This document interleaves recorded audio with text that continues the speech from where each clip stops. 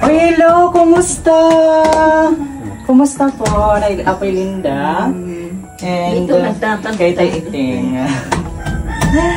So ngayon, naalis po muna ako para ibigay yung ipinangako ko sa inyo, di ba, na mag-share ng mga pangunahing pangailangan nyo. So, wag kayong aalis. Dito lang po kayo, ha? So, alis na po muna ako. Iya, ano na kami, anay. Yoy. Magkano ka? Ubus ko rin kuhan. Pwede magpo-upo dali nga ito hasawang kasi gusto kong bumili ng mga pangunahing pangailangan ni na Lolo Iting. Sige. Para makapag-share tayo ng blessings din po sa kanila, di ba? Let's go!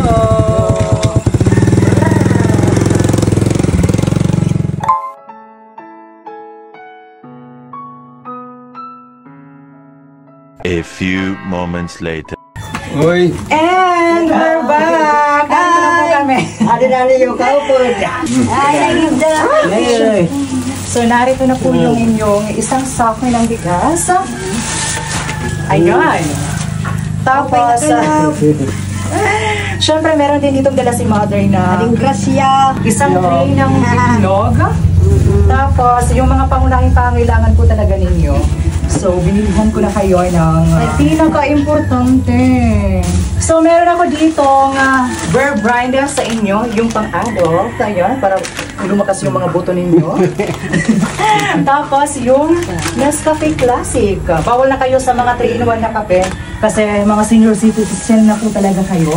And of course, meron din ditong asukal. Kapartner po talaga ng kape yung asukal.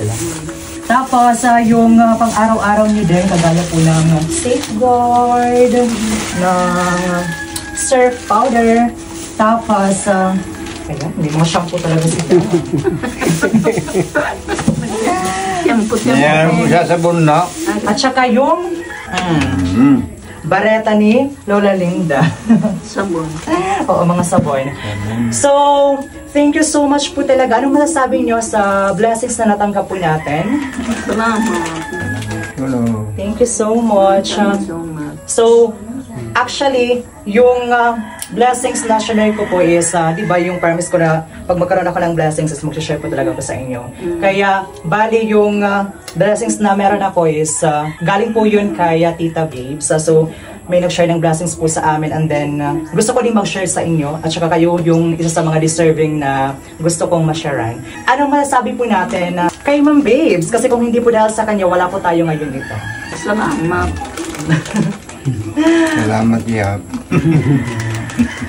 So, bali effort lang po talaga yung naitulong ko po dito. At saka, pagpalain pa po tayo ng Panginoon dahil sobrang napakababait din po ng mga lola po natin.